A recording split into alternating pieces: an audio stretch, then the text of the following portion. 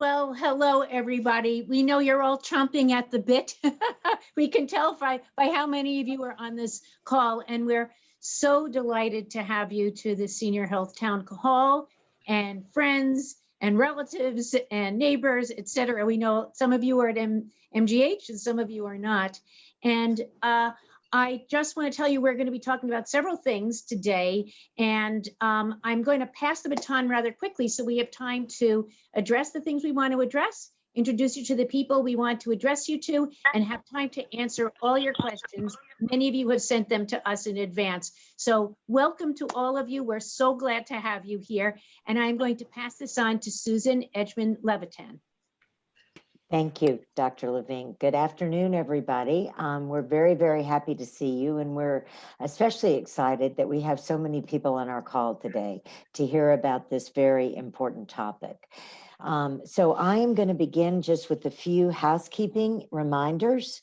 And again, my name is Susan Edgman-Levitan, and I'm the director of the Stokel Center for Primary Care Innovation at Mass General. So before we get started, everyone on the call today is muted so that we eliminate all background noise.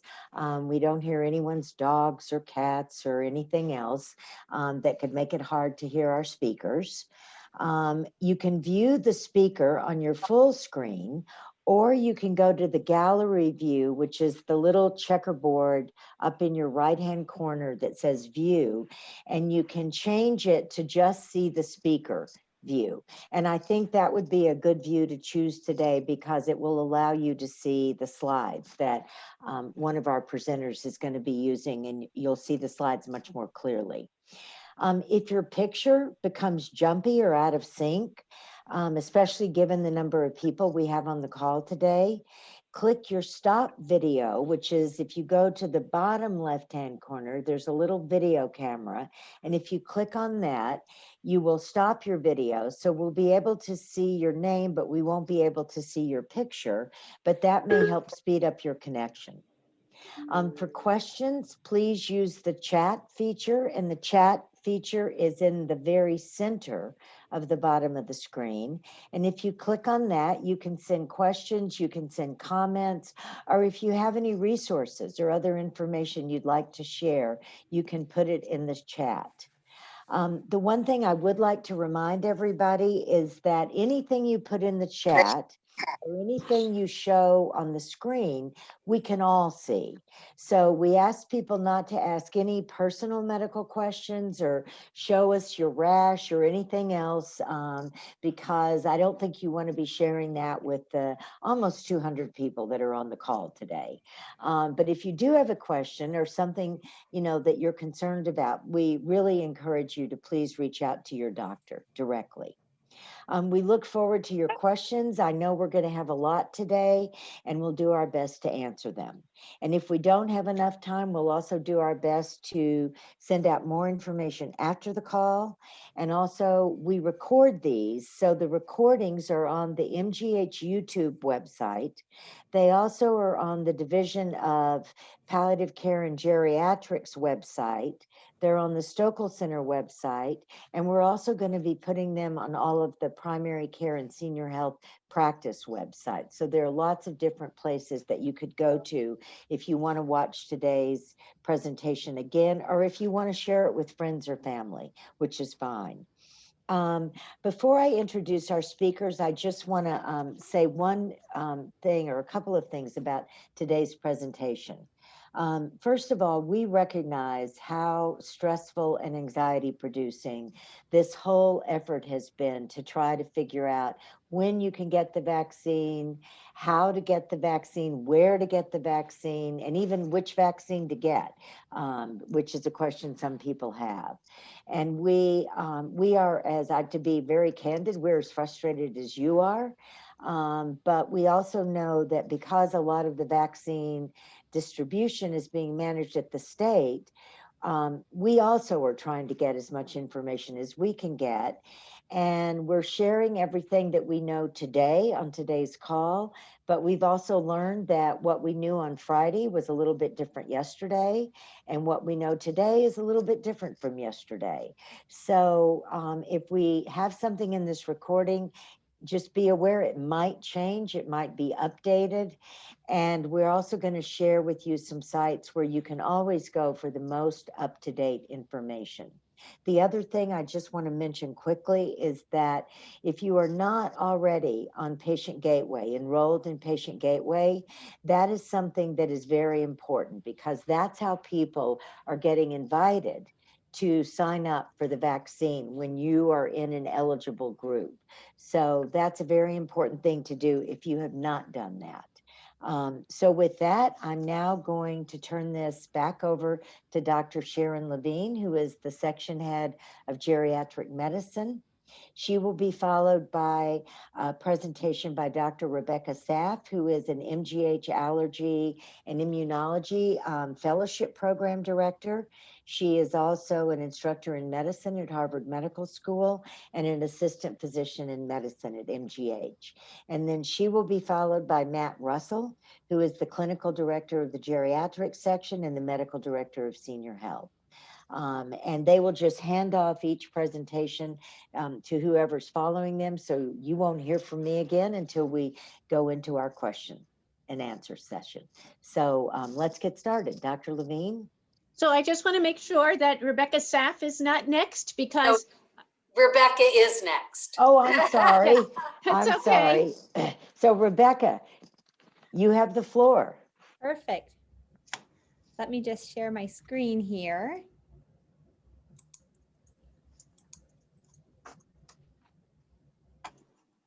Perfect. So I'm going to tell you some general information about the COVID-19 vaccine and hopefully answer any questions you have about the actual vaccines, because I really do think that this vaccine is really the key to ending the pandemic that we find ourselves in. So the first thing to remember is that this is really a year that this has been going on. And it's hard to believe that it's only been a year, but what a year it's been. And you can see that the first case of COVID-19 was December 1st, so a little over a year ago, but we had the genetic information about the virus very quickly afterwards, and we started making vaccines within a month or two after that. So by March of last year, we were already in kind of the first stages of figuring out whether we can make a vaccine and how it would work. And since that time, we've really been able to progress to looking at how the vaccine works in people, is it effective, and then really getting it approved and getting it ruled out. So this has been a really rapid process. In order to kind of understand the vaccine, probably all seen pictures of this beautiful little spiky guy. This is the coronavirus that causes COVID-19. And it has these spikes on the surface of it. So these spikes are what it uses to bind on to human cells and cause an infection. And this spike is really what the vaccine is targeting. By making antibodies to this spike, you prevent the virus from being able to infect. The other thing I want you to see here is that there are lots of genes inside of this coronavirus. And what we're looking at with the vaccine is only one little piece of this. So we're only looking at this spike protein, not all of this other information that's inside the coronavirus. So both the vaccines that we have that are approved or under emergency use authorization by the FDA, there's two of them. We call them by the companies that made them, mainly because the names that they gave them have a lot of letters and numbers that are very confusing. So we have the Moderna vaccine and we have the Pfizer vaccine.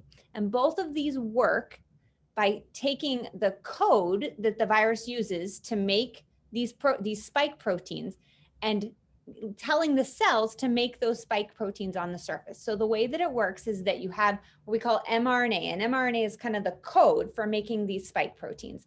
And usually if that mRNA is kind of floating out, the body breaks it down very quickly. And so it's inside of this capsule that kind of protects it, and it has a lot of lipids, so a lot of fat, salts, sugars to kind of protect it, to get it inside the cells. It gets injected into your muscle. Your muscle cells take this up, and then they use that code to make these spike proteins. They put those spike proteins on the surface of the cells, and the immune system recognizes right away that that is not a protein they know, and starts making antibodies against it. And that's how it works. That's how it's giving you protection against the COVID-19 virus. There are two more vaccines that are kind of on the horizon that work a little bit differently, but they actually both target the spike protein as well. So that's really what we think. If we can block that, we can really block infection. So the two vaccines that we have are made by Pfizer, BioNTech, and Moderna. So that's kind of what we call them by. And really what they are is different amounts of this mRNA or this code with some of these inactive ingredients that really protect it. And the one we're going to talk just a little bit about today is polyethylene glycol, because it's been in the news quite a bit.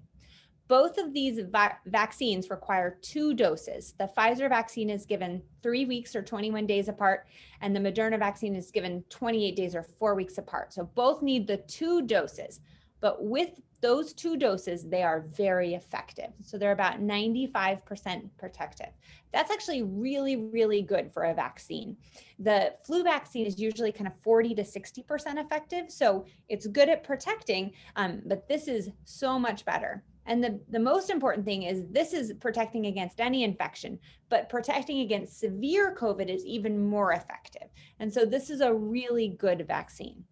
One of the problems with this vaccine is that mRNA with those lipids is not very stable. So it requires being stored very, very cold in order that it doesn't break down. And that's part of the problem, is that you really have to have these special storage facilities in order to make sure that the vaccine stays ready to use.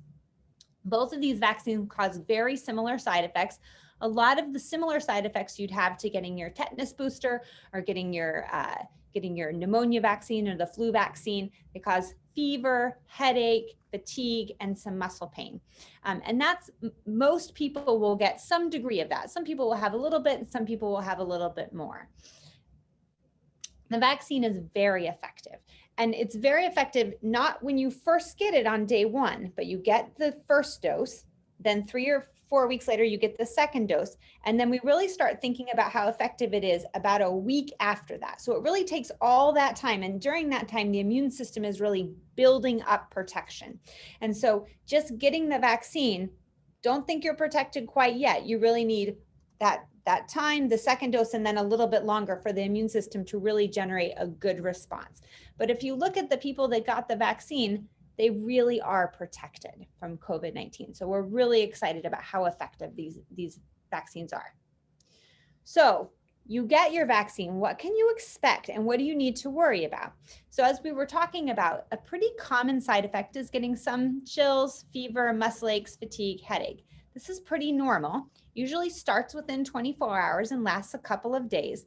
The key is we still have COVID-19 going on in the community. And so if you get a high fever or you get symptoms that last more than a couple days, or you get new symptoms like a sore throat or cough, you feel very congested, suddenly you can't smell or taste, you're really short of breath, that's concerning that maybe actually you've in this window where you're not protected yet, you might have caught COVID-19 and you may need a COVID test.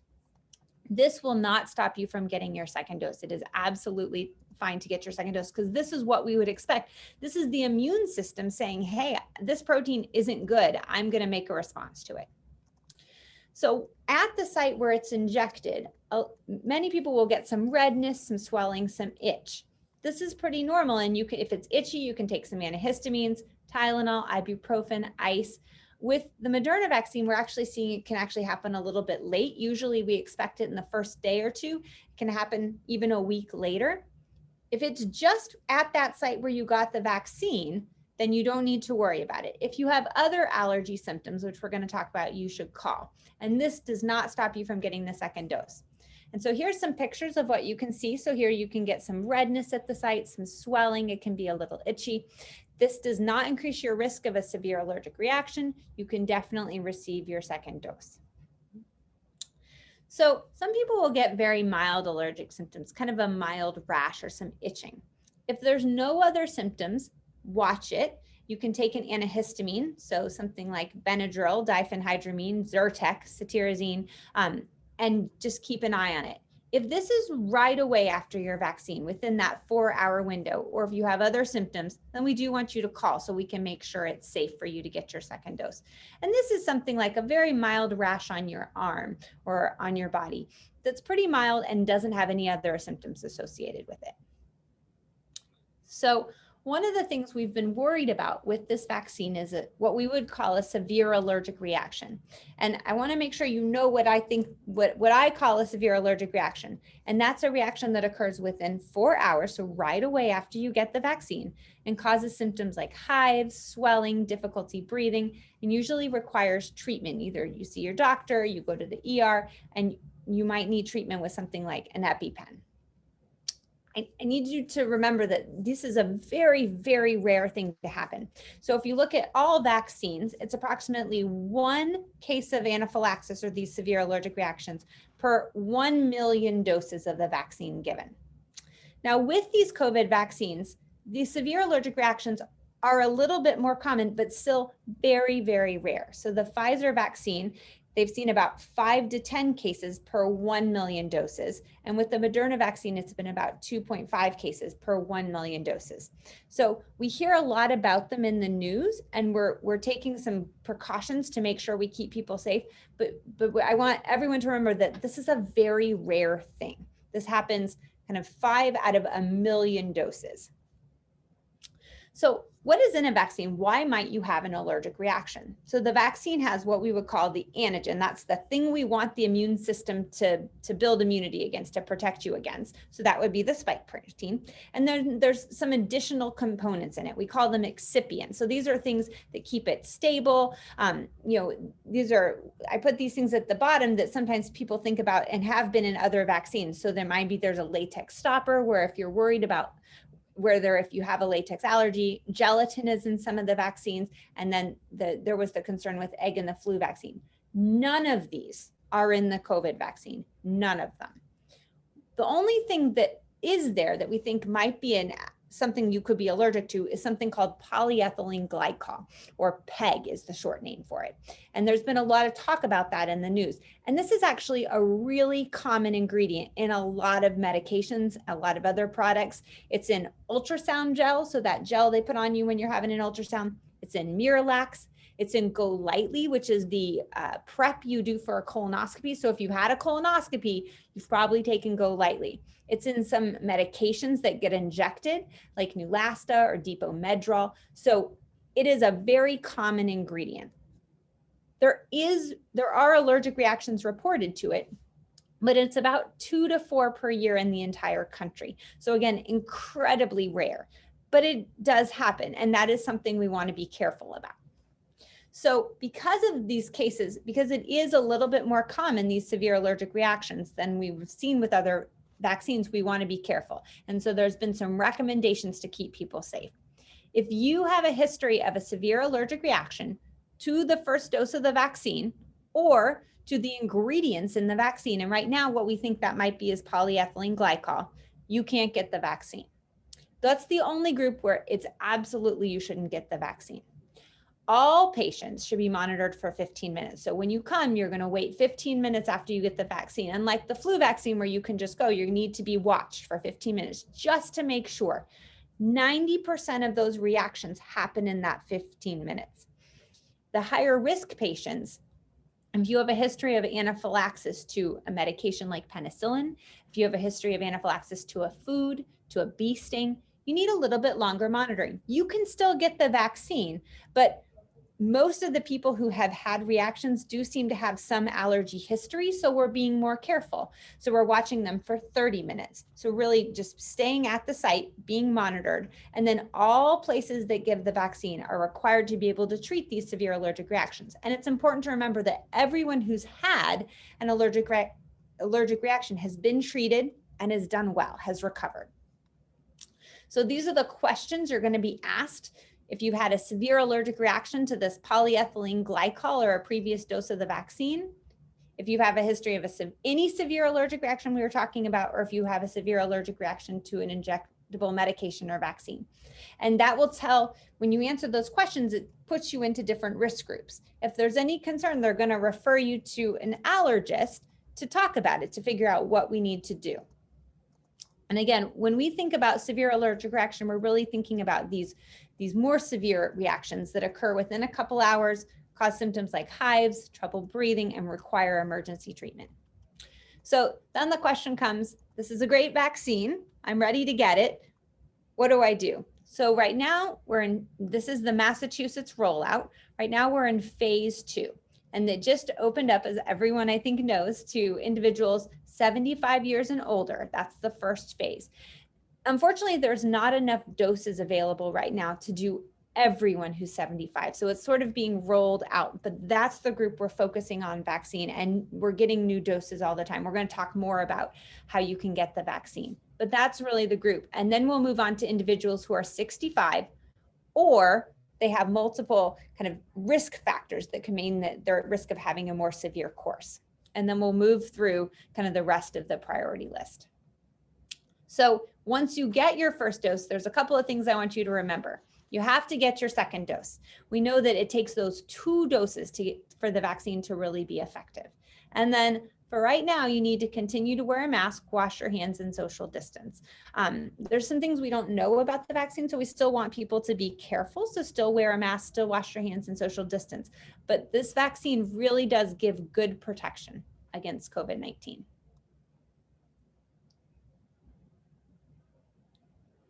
I think that's the end. Okay, thank you. Thank you. So, Dr. Russell. I think it's me. Oh, Sharon. Sorry. See? We try to entertain you as well as inform you. Sharon, please. So I want to say that we know how much we have all been waiting for this. And yesterday was a very, very exciting day because at MGH, we began giving vaccines to approximately, we have 12,000 of our patients who are 75 and older. Obviously, we can't do 12,000 patients in a day. And I'm on the task force for the vaccination rollout here. And by 5:30 last night, almost 500 people had received shots in the Bull French tent here at MGH.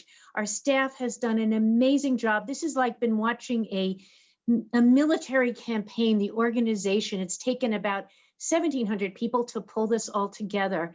And so everybody has been waiting for this. And the way the vaccine is being rolled out is that it's aligned with the weekly allocation of doses we get from the state. We have no control over that. And those of us had the same waiting. Dr. Russell, who you're going to hear from, got his vaccine a month before I got my vaccine. I have not gotten my booster yet. So there's stuff coming all the time. News is changing all the time. Vaccine supply is coming all the time. And we're all impatient, but we have masks, we have hand washing, and we can stay protected. But the way that we're doing this is our rollout is aligned with the weekly allocation of doses we receive from the state. And so eligible patients, many of you have asked questions. How come my husband heard and I didn't hear? How come my friend heard and I didn't hear? Or I heard and my friend didn't hear? It's because it's totally random lottery rollout. There's not a first in line to a last in line. There is a special focus in making sure that communities were very hard hit by the pandemic. Also, we make sure that those communities are included, but it's all part of our random rollout. So a lot of you have asked, what if I don't have gateway and stuff? So I'm going to tell you about that. But so the patient gateway sent out notes to people. We realize that not everybody has the ability to get onto patient gateway. And also not everybody is very savvy with that kind of stuff. And so if people did not hear, if we did not hear a reply after 24 hours, then people got a telephone call or a text for people who had mobile phones, because we can see who's got mobile phones and who's got landlines. And then if there was no response, then there was another call to both of those numbers, both of those ways of getting in touch with people. And then if people didn't get a notice, then there are other ways that we can use to get in touch with other people. So it's random. People have to get a scheduling ticket or order. And if you haven't received one, it's because there's 12,000 patients in this age range, and that's going to happen if we're giving in many different sites, hundreds or even some sites, maybe 1,000 a day, I don't think it's going to be that much, but it will all be covered over the next several weeks. So people will get a scheduling ticket, and we're aware that some people are not getting calls, and we know who those people are. So we had this rollout on yesterday, and Assembly Row and Chelsea and Revere are going to have a soft launch on February 8th. All scheduling is centrally offered, and people can also choose. There are some places that may be closer to where you live, where you can make appointments. I've had patients schedule in Pembroke, Nantucket, and so the only thing that has to happen now is just what Dr. Saff said. The eligibility criteria right now is 75 plus, and you have to have a scheduling ticket. And something that I want to make sure that everybody knows. So it's only open to schedule to patients who've been contacted. So make sure after you schedule, you hit a button that says confirm your appointment button, because some people were forgetting to do that. So once you've made the appointment, hit confirm your appointment. If someone who lives with you has gotten at the same time, you can try and sign up at the same time. You have to have the order to try and do this. But you have to have a scheduling ticket to get in to have your vaccination. It's also someone asked a question about Massachusetts, and yes, you have to be a Massachusetts resident, presumably because these are Massachusetts state allotments. People who live in New Hampshire will get their vaccines through New Hampshire, and we do have lots of patients who live in New Hampshire. So the operations involved in getting these clinics up and running and staffed was incredible, and 1,700 team members were involved in the training for all the people that are doing this. I know that Assembly Row will probably have some wheelchair sites. This has been set up to make sure that people, that it's wheelchair accessible and to move people through the lobby. There is a Mass General Brigham, which used to be called Partners, but involves us and the Brigham, MGH and the Brigham and other institutions, has a nurse hotline with a recording on it. The number for that, and we can give you that, is 617-724-7000. There's not somebody answering there, but there is a recording there. And then we'll expand the scheduling as we need to if people are having a harder time getting through. We want to make sure that we use the vaccine that we have, because as you know, it has to be stored at very cold temperatures, and we don't want to have a whole lot left over. And that also is extremely important. And then there will be other sites likely to come online. But this is, as Susan said, every day, no kidding, every day something changes. I go to these meetings 3 times a week or 4 times a week, and every day it's something different. So I don't think you have to be worried. I will tell you not to be worried. We are so aware of this. Everybody, we know who the people who are 75 plus are. And yes, if you're 72 and your spouse is 75, Dr. Saff showed you the phase 2 folks, and people who are 75 plus are going to get called first. Because that's the way the state has rolled it out, followed by the other groups that are in phase 2, just like doctors who worked on the inpatient service and certain other essential personnel were at the top of the list for phase 1. The good news is people are going to get vaccinated. You're going to definitely want to make sure that you will be scheduled for your second vaccination at the same time that you receive your first vaccination. Most of us will wait 15 minutes to be observed. Dr. Saff told you what happened with people who might have allergies, observed for longer. But during that time, you will get your appointment for the next vaccine. Mine is tomorrow, and I'm really excited. But it's much later than some of the people that I know that have gotten vaccines. We will all get vaccinated, and I will tell you, those of you who know me, I never have a mask more than 2 feet from my face, because that's what's saving us right now and washing our hands and social distancing. And we'll have to keep doing that for a long time, even after we're vaccinated. We're going to have to do that. We're going to have to wear our masks. We're going to have to socially distance.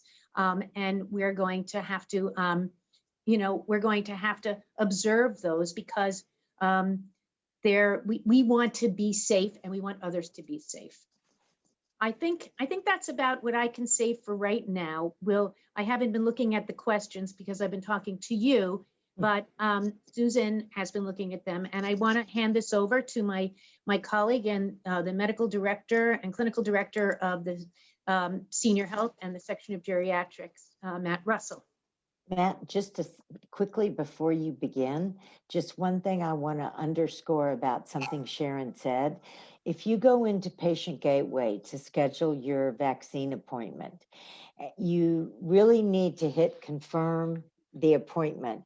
But if you do not receive a confirmation email, it did not work. So at that point, that's when you need to contact your practice to let them know that the gateway scheduling, for whatever reason, didn't effectively schedule you an appointment. So you really need to keep an eye out for that confirmation email that you'll get after you schedule on Patient Gateway. Sorry, Matt. No worries. Thank you. Good afternoon, everybody. And this is, I don't know what number town hall we're doing, but obviously this is a really important one. And I think we've prayed for this day to come sooner rather than later.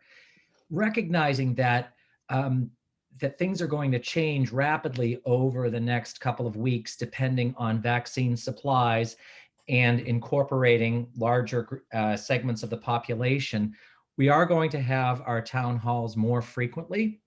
So please keep an eye out for the invitations because this will change as we're getting a more stable supply chain, as we're getting more support for booking and scheduling patients, as more sites are popping up, we'll be able to move things along. And we don't want anyone to be left in a lurch.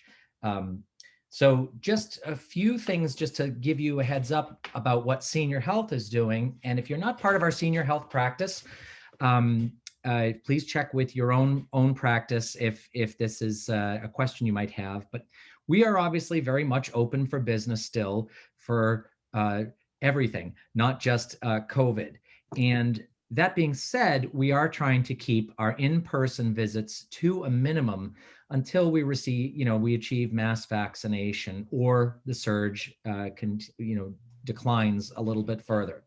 So you will be invited to come to the doctor for your routine checkups. If you feel that an in-person visit is necessary, that certainly can be accommodated, but we're trying to minimize the number of any people in our clinic at a given time to keep it within recommended infection control parameters.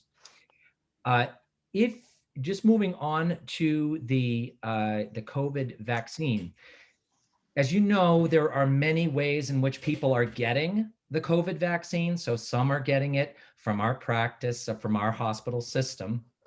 Others, if they're veterans, they might be getting it from the VA, or they may be getting it from their senior housing, or they may have received it when they were in a nursing home.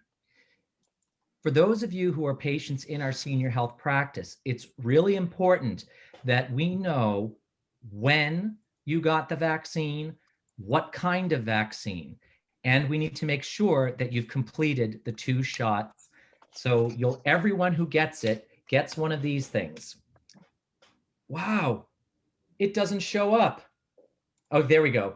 This is a CDC vaccination card. You will receive this with your first shot. You're to keep it and bring it when you have your second shot. At that time, please make sure, if this is not done at a Mass General Brigham facility, i.e. would not be in our computer system, please make sure that you get it to us either through the Patient Gateway or by faxing it to our office. And all of that stuff is on our website if you need the numbers. So we talked about outside vaccinations. Many people are asking, well, should I really, why should I get it? This is a really deadly disease in our patients' population in senior health. So we are strongly advocating for all of our patients to have vaccination. We recognize that our patients often have family members who are caring for them, and other considerations such as their spouse might be in a different age group. As you know, these are not things that we can make special dispensations for, unfortunately, since we're bound by the Massachusetts vaccine distribution guidelines. So I expect that people will, this will move along more briskly now that we are having improved supplies. So finally, the last thing I'll say is if there are other items over the next couple of weeks that you want questions answered for, please feel free to email us and we can address it on subsequent town halls. So I've got a set of questions for Dr. Saff. The first one is the timing of the second dose. We've gotten a few questions about if you get your first dose and then for some reason you cannot get the second dose at the right time, what should you do? The CDC has said now they would increase the interval up to 42 days. And so that's 6 weeks. And so if you can get it within 6 weeks, it probably can be given even longer than that. But that's the recommendation, that it's fine to get your second dose within those 6 weeks. It's recommended you get the same vaccine that you got your first dose with. But if that's not possible, they've said it's okay to get a different vaccine if you need to. Okay. There's also a question about if you get your first dose and you can't get your second dose, should you go ahead and get your first dose? And absolutely. So there's some, you're going to get some protection from the first dose. It's estimated to be about 50%. They didn't measure that, so we don't know for sure. But yes, so getting vaccinated is the most important part. Okay. And a question just came in that I'm going to give to you right now.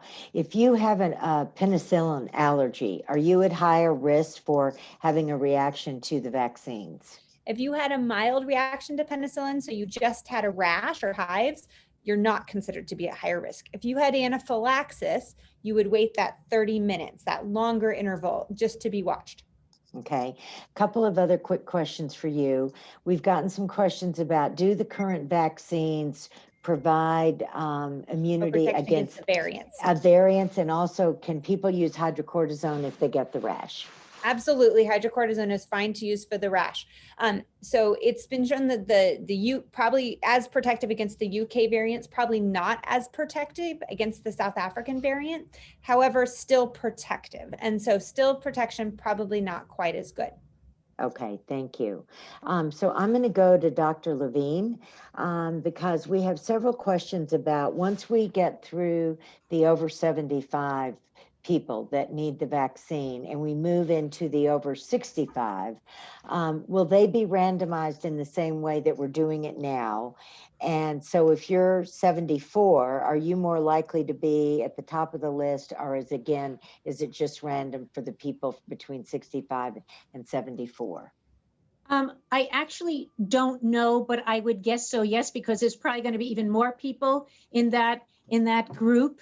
And so, yes, I don't know, but because we're having lots of meetings this week, because, coincident with the rollout, I think your questions are so important that everything we get from you that we don't really know the answer to, I will bring back, but I would say that it will still be randomized. And included in that group will be the people with 2 or more chronic conditions who are younger than 65 too. So I think that's going to be really important, an important question to pass up for people to make sure they're addressing for you guys. Okay. Another just quick question, and I think this could be for basically anyone, is which of the 2 vaccines are being used now? And because somebody is thinking about getting a shot at Newton Wellesley. So is there any difference? There's not thought to be much difference. We've gotten more of the Moderna vaccine, but that's, it's whatever we have on hand was what we're going to vaccinate people with. Yeah. I mean, Dr. Russell got a different vaccine than I got. I mean, you get whatever they give you. That's what I would say. Yeah, that's what I'm learning as well. So a couple of questions about the comorbidities. When we get into the population of people that are going to be prioritized based on having 2 comorbidities, are those going to have to be documented by their primary care provider? And also a question about whether dementia is or is not a comorbidity, and if not, why isn't that on the list? So the comorbidity list was set by the CDC, so it's not something we have control over. And I had put the link in the chat. You can go to the CDC site. The Mass.gov COVID vaccine site also has the list on it. And it includes, I pulled it up, I don't have it off the top of my list, but lots of the things that you would expect: cancer, chronic kidney disease, COPD, Down syndrome, heart conditions, immunocompromised state, obesity, pregnancy, sickle cell disease, smoking, diabetes, asthma, cardiovascular disease. So we can keep going. There's a long list. Neurological diseases I don't know that it specifically qualifies dementia. And you have to have 2 of those to be in the next phase, or 65 and over. And what about younger onset, people with younger onset dementia, like in their 50s? Again, this is set in big categories, so I don't think that's specified. Okay. And at this stage, that's been what it's set by the CDC. We don't have control over that list. Okay. To answer the second part of your question, Susan, Yeah.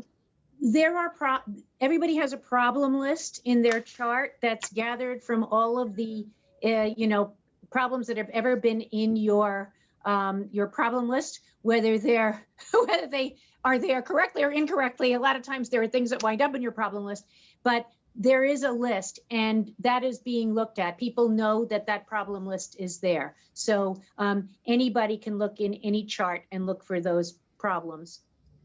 Okay. One thing, just a quick clarification. My understanding is, I think I misrepresented the question about which vaccines. We're giving out Moderna and Pfizer right now. But I think they're just being distributed. And so you find out what you're going to get when you show up. Those are the only ones that are under authorization by the FDA. Yeah. For it's people sort of like flu vaccine, right? You get, flu vaccines are made by many companies, and they have, variants in them, and some of them work really well against the vaccine, some don't. So flu vaccines can be made by numerous companies like Sanofi and other companies, and we just have to know which brand you're getting when you get a shot. That's all. Yeah. Another question that has come in is about, and I think you all touched on this, but I also know it's a source of anxiety for many people.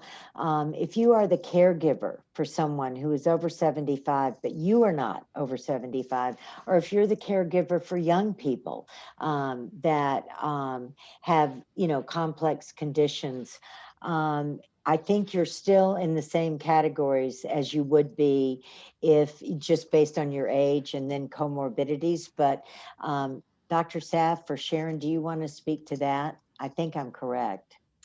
I think this is a tough one, honestly. Yeah. I think it's a real tough one because, as you know, in skilled nursing facilities and subacute rehabilitation, the staff all got immunized because they're caring for these folks and they're high risk, and the residents and patients that live there need them.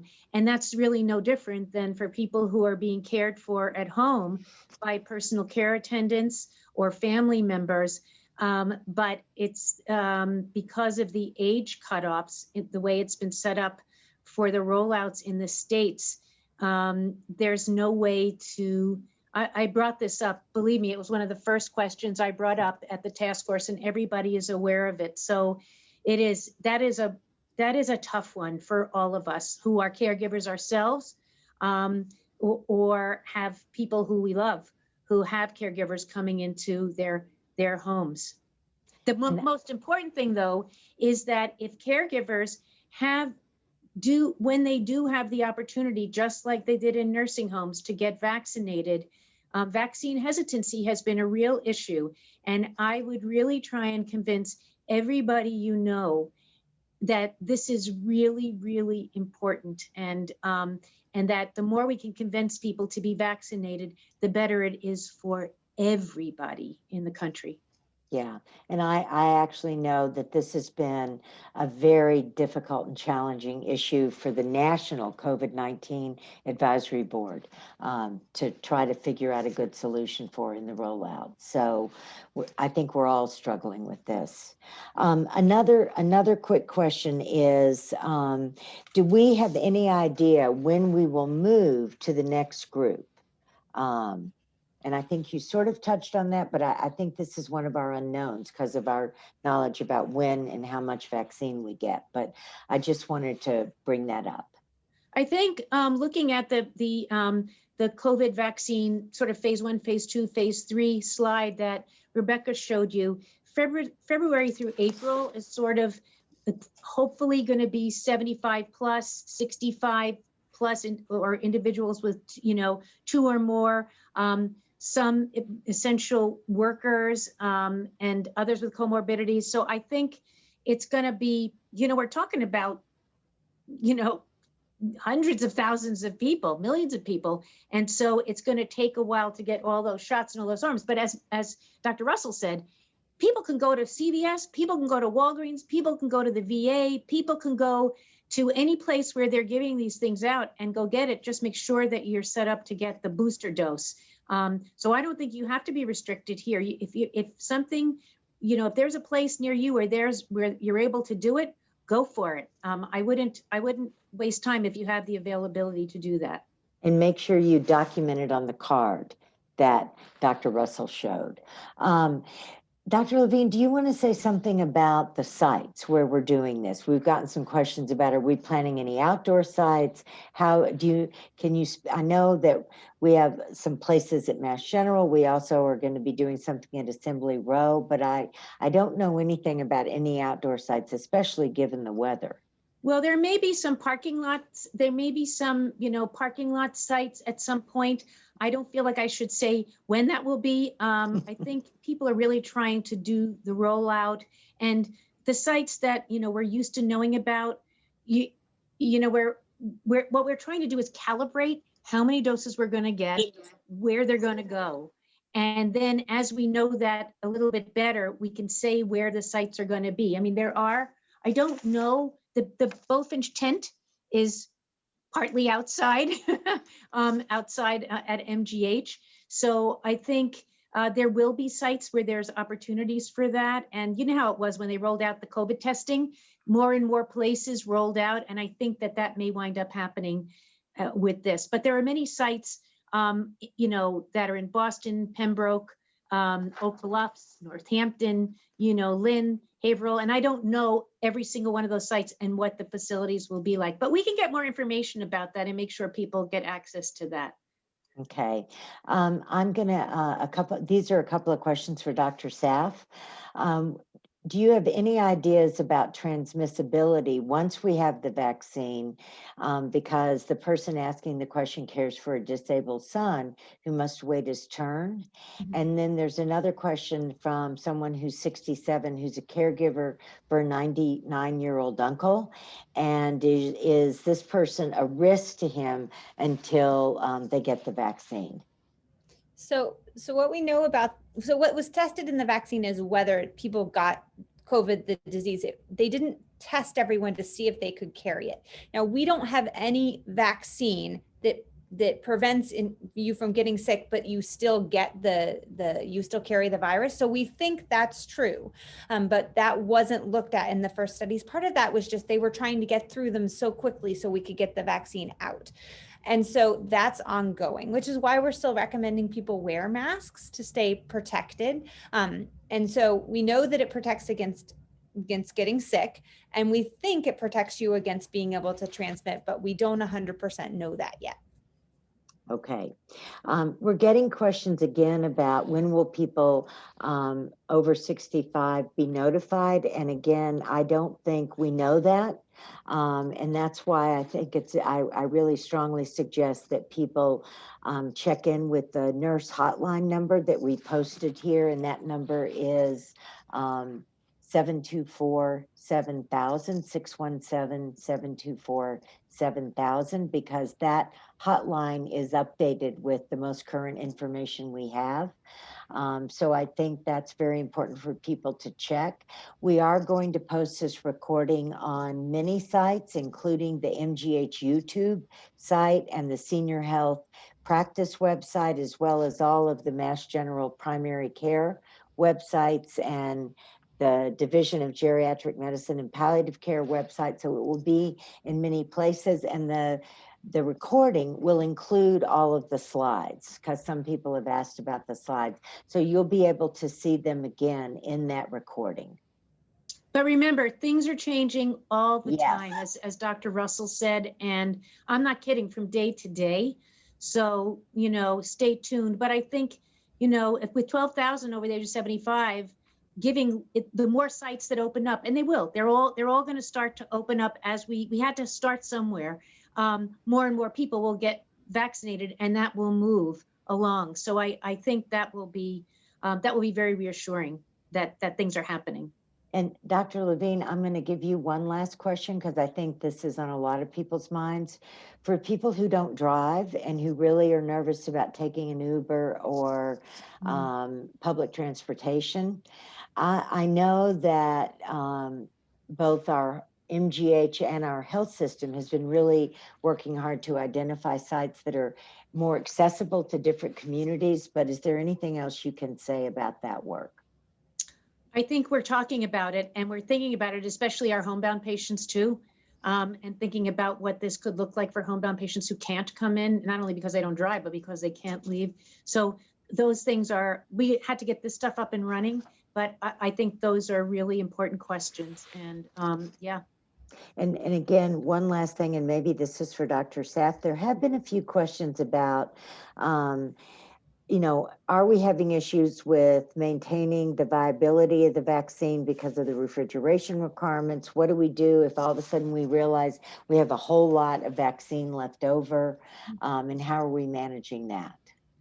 So yes, there's a concern that if the vaccine is thawed out, it needs to be used within a certain time frame in order to be viable. Here, you know, if there are extra doses left over, they're finding people to give them to, whether it's, you know, seeing if there are people in the ER that are 75, or seeing if there are people that are admitted to the hospital. And so they're not letting doses go to waste. And I think all the sites are trying very much to not let a single dose go to waste by finding people who need it and offering it out. The good news is that the Johnson & Johnson and the AstraZeneca vaccines that are on the pipeline, not approved yet, they don't have the same storage requirements, and that may make it easier, for example, to vaccinate people who at home, or vaccinate people who have trouble, you know, getting to one of these sites. Can I just say one other thing? Is that I have heard from several of my patients and others how fantastic they think this rollout has been as they've tried to sign on and been invited. It's been smooth. It hasn't been a very glitchy, and you know, a lot of high praise for the process. So you may not have been in that first rollout, but remember, you will be. And remember to confirm your appointment, because people showed up yesterday without having confirmed their appointments. And I think we're going to be okay. I think we're going to do okay in this. We just have to wait a little longer, just like I had to wait another month. Yeah, it is what it is. So I'm going to give Dr. Russell the last word, but I also just want to thank everyone for joining us today. We so appreciate having the opportunity to be with you and see you. And I really encourage you to go to the recordings, which we're going to try to post, hopefully even by tomorrow. And please share these with anyone you think might benefit. But Dr. Russell. Yeah, thank you, Susan. I again want to just say it's been a wonderful year, at least in regards to being able to keep in touch with you all.